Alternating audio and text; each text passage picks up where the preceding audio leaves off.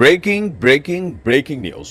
আওয়ামী লীগের নেতাকর্মীদের কলিজা অনেকটা বড় হলেও দুশ্চিন্তা পড়বে বাকিদের জন্য। কারণ এবার চট করে বাংলাদেশে ঢোকার চিন্তা নয়, সরাসরি এয়ারপোর্ট দিয়ে বাংলাদেশে আসবেন শেখ হাসিনা। এমনকি বাংলাদেশে আসার পর তার বিরুদ্ধে যে 200টি মামলা হয়েছে, প্রায় 170টি হত্যা মামলা, আরও অনেক মামলা, দুর্নীতিসহ বিভিন্ন, প্রত্যেকটা মামলাকে ফেস করে জেল খাটার জন্য বা আইনের মুখোমুখি হওয়ার জন্য মোটামুটি প্রস্তুতি নিয়ে ফেলেছেন মানসিকভাবে শেখ হাসিনা। দর্শক, আন্তর্জাতিক গণমাধ্যম রয়টার্সকে দেওয়া এক চাঞ্চল্যকর কি বলা হয়েছে সাক্ষাৎকার সামনে এসেছে সজীব ওয়াজেদ জয়ের। এতদিন অনেকে বলছিল যে চট করে ঢুকে যাবেন, এবার তিনি চট করে নয়, এবার এয়ারপোর্ট দিয়েই ঢুকবেন। এখন প্রশ্ন হচ্ছে, যদি এয়ারপোর্ট দিয়ে শেখ হাসিনা ঢুকেন, তিনি আসলে কিভাবে আসবেন? বেসিক্যালি এয়ারপোর্ট আসার পর তাকে গ্রেপ্তার করা হবে। ওই দিন এয়ারপোর্টে বিশেষ নিরাপত্তা থাকবে, রাষ্ট্র নিরাপত্তা দিয়েই তাকে আদালতে নিয়ে যাবে, অথবা তাকে গ্রেপ্তার করে যেখানে রাখার সেখানে রাখবে। কিন্তু হঠাৎ করে কেন এই সিদ্ধান্ত নিতে যাচ্ছে শেখ হাসিনা? ছাত্র জনতার গণ আন্দোলনে পদত্যাগ করে দেশ ছেড়েছিলেন শেখ হাসিনা, আর এ নিয়ে নেতাকর্মীদের মধ্যে রয়েছে মিশ্র প্রতিক্রিয়া। অবশেষে বার্তা সংস্থা রয়টার্সকে দেওয়া এক সাক্ষাৎকারে সজীব ওয়াজেদ জয় শেখ হাসিনার দেশে ফেরা নিয়ে চাঞ্চল্যকর তথ্য দিয়েছেন। আজকে যুক্তরাষ্ট্রের ওয়াশিংটন ডিসি থেকে বার্তা সংস্থা রয়টার্সকে সাক্ষাৎকার দিয়েছেন। তার এই সাক্ষাৎকারটি প্রকাশ করেছে রয়টার্স। সাক্ষাৎকারে সাংবাদিকদের প্রশ্ন ছিল যে শেখ হাসিনা কবে দেশে ফিরতে পারেন, বা আদৌ তিনি কি বাংলাদেশে ফিরবেন নাকি ভারতেই থেকে যাবেন। সজীব ওয়াজেদ জয় বলছেন যে এটি শেখ হাসিনার উপর নির্ভর করছে, তবে আমার মা বাংলাদেশে ফিরতে মানসিকভাবে প্রস্তুতি নিয়েছেন। ইভেন দেশে ফিরে তার বিরুদ্ধে যে মামলাগুলো হয়েছে, সেই মামলাগুলোকে বিচারের মুখোমুখি হওয়ার জন্য তিনি প্রস্তুতি নিয়ে ফেলেছেন। জয় বলছে, এই মুহূর্তে আমি আমার দলের লোকদের নিরাপদ রাখতে চাই, তাই আমি আমার দলের নেতাকর্মীদের উপর চালানো নৃশংসতা সম্পর্কে আন্তর্জাতিক সচেতনতা বাড়াতে চাই।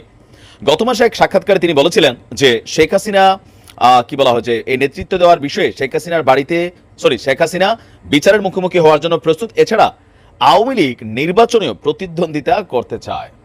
তো শেখ হাসিনা এই মুহূর্তে কোথায়, কিভাবে ভারতে অবস্থান করছেন, এই সম্পর্কে তিনি বলছেন, দিল্লির কাছাকাছি আশ্রয়ে রয়েছেন শেখ হাসিনা। আওয়ামী লীগের অনেক সিনিয়র নেতাকে আন্দোলনে 1000-এর বেশি নিহতের ঘটনায় সম্পৃক্ততায় অভিযোগে গ্রেপ্তার করা হয়েছে। এছাড়া অনেকেই আত্মগোপনে চলে আছেন। তো শেখ হাসিনার পতনের পর আওয়ামী লীগের অনেক নেতাকর্মীকে হত্যা করা হয়েছে, আর এ বিষয়ে অন্তর্বর্তী সরকারের প্রতিনিধিরা এই বিষয়ে মন্তব্যের অনুরোধ করলেও তারা তাৎক্ষণিকভাবে সাড়া দেননি। এখন প্রশ্ন হচ্ছে যে শেখ হাসিনার যে আসার ইস্যুতে আন্তর্জাতিক গণমাধ্যম রয়টার্সকে সজীব ওয়াজেদ যে বার্তা দিচ্ছেন, এটা আসলে কতটুকু সঠিক বা কতটুকু ভুয়া? যেহেতু রয়টার্সকে দেওয়া সাক্ষাৎকার, এখানে আমাদের দেশের গণমাধ্যম অন্যান্য দেশের গণমাধ্যমের মতন ভুলভাল খবর নিশ্চয়ই তারা ছাপাবেন না। তো যদি শেখ হাসিনা দেশে ফিরেন, প্রেক্ষাপটটা কেমন হবে? কেউ কেউ বলছেন যে তাকে দেশে ফিরলেই চট করে এটা করবেন সেটা করবেন। আসলে ওই সুযোগটা কিন্তু হবে না। তিনি যদি দেশে ফিরতে চান, স্বাভাবিকভাবেই এয়ারপোর্টে পাবলিক যদি ঘেরাও করে অথবা সামহাও, যাই হোক, এখানে সরকারকে নিরাপত্তা দিতে হবে। এটা সরকার দেবেও, মনে রাখেন। শেখ হাসিনার বিরুদ্ধে যতগুলো মামলা হয়েছে আইনিভাবে বিচার হবে, ফাঁসি হইতে পারে, জেল হইতে পারে, যাবজ্জীবন হইতে পারে, বাট তাকে বাংলাদেশে প্রবেশ করতে চাইলে তিনি বাংলাদেশে প্রবেশ করতে পারবেন না। এই ধরনের আসলে তাকে আটকানোর সুযোগ নেই। এটাতে আবার ডক্টর ইউনূস সরকারের জন্য নেগেটিভিটি আসবে।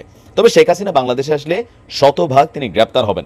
এখন শেখ হাসিনা যদি মনে করেন যে আমি বাংলাদেশে যাব, গ্রেপ্তারও হব, দলীয় কর্মকাণ্ড চালাবো, কারণ তিনি দেশে আসলে আওয়ামী লীগের যে বিশাল একটা ভোট ব্যাংক আছে, অথবা ধরেন সাপোর্টার শ্রেণী যারা আত্মগোপনে চলে গেছে, তারা কিন্তু সামনে চলে আসবে। তখন প্রেক্ষাপট পরিস্থিতিটা অনেকটা পরিবর্তিত হবে। তবে কবে নাগাদ শেখ হাসিনা বাংলাদেশে ফিরছেন, এটাকে এই মাসেই ফিরছেন না 6 মাস পরে না নির্বাচনের আগে, সেটা কিন্তু সজীব ওয়াজেদ জয় স্পষ্ট করে বলেননি।